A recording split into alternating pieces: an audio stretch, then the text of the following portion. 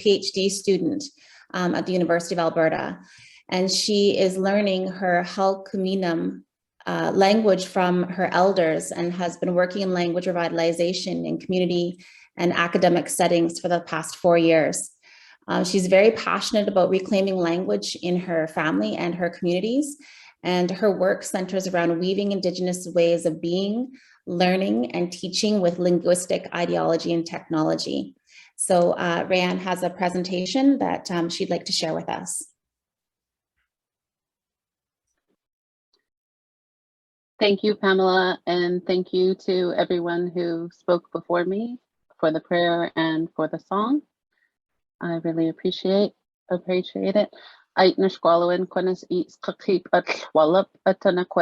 really happy to be gathered here with all of you today. Antha Rae Anne Claxton, Tanitsan Ayot Kowatson. My name is Rae Anne Claxton and I come from Sayot and Cowichan. I'm just going to share my screen.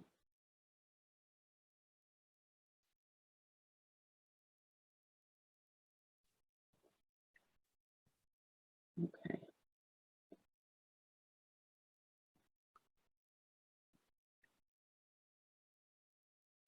Okay. There. So I hope everybody can see it. Learning Halkuminam using all I have within me and before me. Today I'm going to share about how I've used not just art and technology, but also Indigenous ways of learning that studying linguistics has made me more aware of. Things like visual cues that are given by a storyteller, gestures, gaze, and the relation of the storyteller to the space the story takes place in. I'm going to talk about how I came to learn one long Halkuminam story, highlighting my use of art and technology.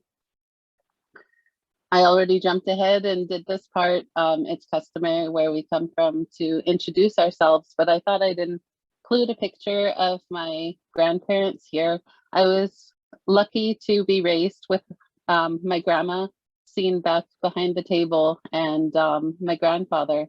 I'm the one squatting on the table with the balloon in my hand, and we're just processing our fish for the smokehouse in the fall. Both of my grandparents were fluent speakers of Halkuminam, and I was raised hearing them speak, but always discouraged from practicing and using my own tongue for fear of being judged or what would happen to me in society. The loss of my grandmother in 2015 made me realize that we were going to lose our language in our family completely if nobody did anything. So that's when I took it upon myself to learn, and I really hope to become a fluent speaker one day. My grandma told me many stories in English, but there were many stories that she couldn't tell me because of a language barrier with her being a first language Halkuminam speaker. She didn't know all the English words she needed to pass that on. So that's what really inspired me to get into language learning. And then I came to find that I was very keen towards linguistics. So I completed my MA at Simon Fraser University in August 2020 and started my PhD here at the University of Alberta in September of 2020.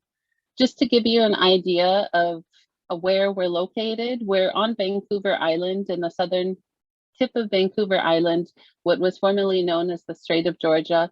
Halkuminam territory spans from the north in Snout-Nowis to the south in Matlacha and through the Gulf Islands. And we also frequented the mainland here. So it's known in linguistics as Island Halkuminam, one of 3 Halkuminam dialects. It's a Salish language. And there, like many other Indigenous languages, are very few fluent speakers left. Our fluent speakers that I know are all 85 years of age and older. We have many language learners and many initiatives throughout our territory to increase language use. So getting back to stories, when I started my MA thesis, COVID had just begun. And so I had to look back and think about work that I could do that did not need constant assistance from my elders. And something that I decided to do was to focus on how I learned to tell a story. In December 2019, we were given an assignment to learn Squaxa's eat the and the story of the Thunderbird and Orca. This is a very important story to the Cowichan tribes. I was born here in Cowichan, and 3 of my grandparents come from Cowichan. So I put a lot of effort into learning this story, and I'm just going to review how I did that today. There are 3 questions that I ask myself when I'm working with my elders, and I use these questions to continue to guide me. I use them to center my work, to keep my focus, and to make the most of my time with my elders, because all of the time with our elders is precious. So both in pedagogical settings, in universities, and in community, family-based settings, our elders are paramount. I ask myself, what do I do to prepare myself to sit with our elders? What do I do while I sit with my elders? And how do I work after sitting with my elders? And I carry on through these cycles as I continue to have the privilege to work with my elders. So looking back on how I learned how to tell this story, I started to realize that it seemed to me a lot like the cycle that I would repeat and continue. And it reminded me of the cycle of water. And I'm born in a valley and raised in a valley, so I guess that would come naturally.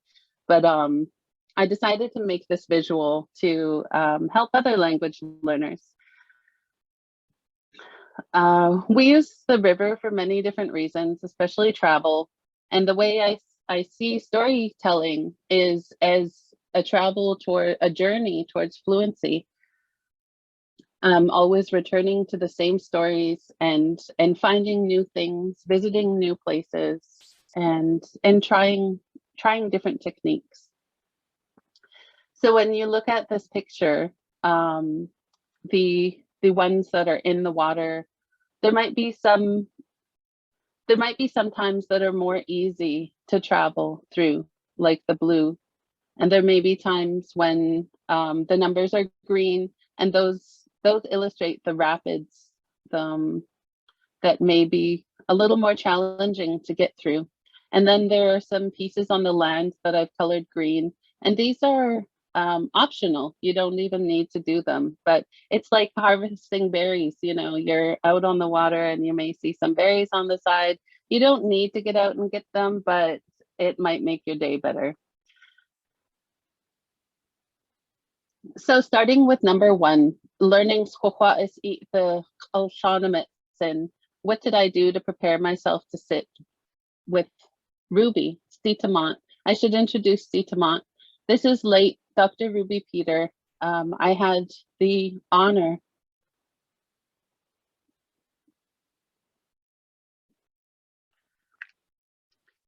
and the privilege to work with Ruby for years before she passed away last January. And luckily, many of her stories are located online and are still accessible. And although in our culture, it is not usual for us to keep their pictures and videos out before a memorial, Ruby insisted for language learning that all of the resources she helped create remain accessible to all language learners. So I started by listening to this video of Ruby telling the story. I used a free online converter to transfer the online video to an MP3 so that I could upload it on my phone and I could listen to it on repeat wherever I was, whatever I was doing. That was my step 1. Step 2, because it was a video, I was able to see Ruby's body. I was able to see her gestures. I was able to see where she looked. And This is something that I take for granted, being who I am and how I was raised. Much of the way we speak is communicated not just verbally, not just orally, but in gestures and in gaze, in posture. There are so many details that may be overlooked. So we can see in these still shots that I took of the video, the story, I should tell you, is about how the Thunderbird saved our people from starvation when the orcas came into the bay and ate up all the salmon. So here Ruby is talking about children playing in the pile of wood and one boy grabbing the slivers from a pile of wood and throwing it in the eyes of another of his brother. And when he opened his eyes, the fire came out. And the people didn't know what to do. So they covered his eyes. And at night he would go and lay down and put his head back and open his eyes up. While I was learning the story, I didn't document all these. I took all of these screenshots later, but when I stood up to perform the story, these are the actions that grounded me. And some of my classmates who could not understand the Halkmeetnam language followed along with the story based on the actions that were given. Later, just to illustrate what I had seen, I went through using Elan and annotated the body language that Ruby used throughout the story. And I found Elan quite helpful. Normally I would include the gloss as well, but I did the gloss on just on a Word document. So moving on to the transcription, I started this story without an actual transcription. I had to take a rough draft of the Halkmeetnam that Ruby had done many years ago and a rough draft of the translation that she had done many years ago. And I put the two together and I aligned them. And then I presented them back to her and back to my professor for editing purposes and came out with a lined transcript. You can see in this transcript, this was my transcript version, and I went through and highlighted in red all of the words that I struggled to say the most, like komi ekan. It's a lot of our language is really hard to pronounce. So moving on, after the transcription was done, I began listening to Ruby and viewing the transcription. And then I began listing the pertinent information. We did this in class. We set up all of the scenes, the characters, the locations, and we had that all down so it would just to help us learn the story more. This isn't all of it, but it's what I could include on the slide. And then I moved on to highlighting the linguistic information. So once I got the gist of what the story actually entailed, I started paying more attention to the linguistic content. And I won't cover a lot of linguistic content here because there's so much to cover, but one thing I will cover is the deictic determiners in this story. So in Halkmeetnam, we don't just say the, the determiners we use, there's some for in view and there's some for out of view. There's some for feminine and masculine. And so this was all very important information that I needed to learn to tell the story properly. The glossing helped me understand all of the connector pieces, how to use the proper inflections on verbs, and how to create an understanding of a story based on the grammatical structure of Halkmeetnam rather than on the English translation. It just helped me take all of those little pieces in our language and have it make more sense.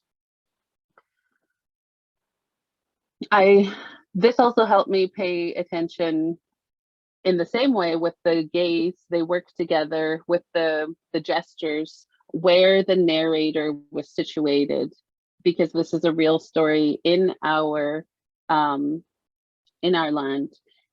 It really helped me learn the where the narrator was situated. And then I went through, and with each of the determiners, I highlighted them in efforts to make sure that I was using them when I was telling the story. And then I practiced telling the story. I would practice before I would sit with Ruby. During those times when I would practice myself, I would record myself while I was practicing and listen to myself. And if I knew I mispronounced something, I would just try to pronounce it again. And I used Audacity to edit the very best version that I could of myself telling the story, for me to hear me tell the story in my own words, just in a more correct manner. And then I created a thumbnail drawings of the story just to serve as a visual reminder of important aspects. These sketches help me memorize the story by viewing them while I listen to the story. And I actually just sat down with a piece of paper. This is my actual piece of paper.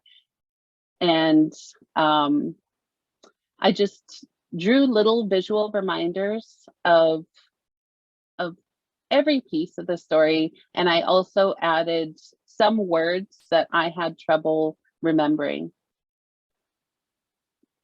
And this was what I used when I would sit and retell the story and practice while viewing the video. Just a little close-up of them. So it looks like a big mess when it's all together, but if you do it yourself, it really helps, especially if you're a visual learner, which I find I am, and many of my cohort where it does come in handy. And then I would return and I would read to Ruby again after, and she would help me. So when we first sat together, I would let Ruby know that I'm just going to read it. I'm going to read it all the way through, and she would listen. And then the following read through, she would stop and help me with pronunciation and any edits or variations of the story. And at times I would sit and reread the story to her for 3 hours, and you wouldn't believe how fast time would go by. She would help me with any definitions that I didn't understand. She would help me with any phrases that I didn't quite comprehend. And I used that time to ask any questions about meanings and made note of everything that she made me, that all information that she gave me on the same transcript. And then I would take my recordings from her and go home. And I would start practicing by myself and recording by myself. And I did that for a few reasons. I did that because I wanted to be able to analyze our speech using speech software, and to see how well that I was doing telling the story with just my thumbnail sketches.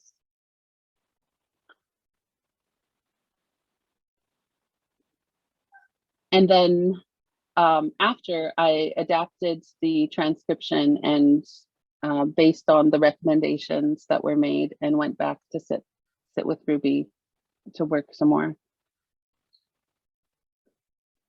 And then finally, I used Pratt to compare the pronunciation of my elder to my pronunciation, and it really helped me visually see what the differences were between our speech.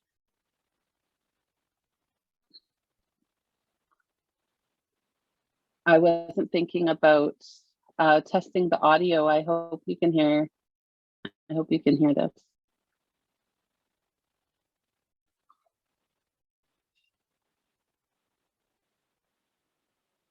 No? Okay. I wonder if it will allow me to disconnect my headphones right now. Sorry, I wasn't thinking. Okay. Stamatse with our substance. When it's So you can hear Ruby there saying, what's going to happen to us when we have no food? What's going to happen to us when we're starving? And this is a really important piece of dialogue. There's not a lot of dialogue in the story, but this is a really important piece of dialogue. So I wanted to make sure that I was learning how to express the desperation. Stomach set as our substance. Stomach set needs set wheat. And so Pratt really helps me to go through and analyze my storytelling in comparison to Ruby's storytelling. And then later, Hulkmeetnam has a lot of consonants that are not found in English. They're all highlighted in yellow here. So once I had kind of gotten the story down, I went through and focused more on individual words.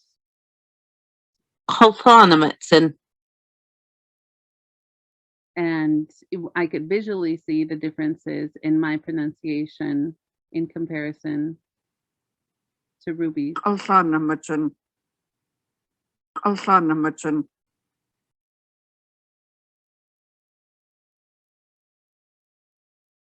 So those are the processes that I took and the questions that guided me.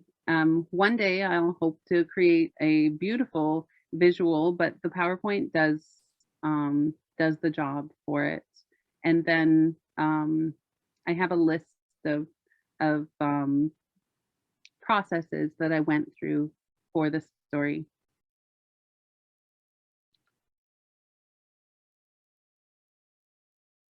Neat. Hi, Sapka. I'm finished. Thank you.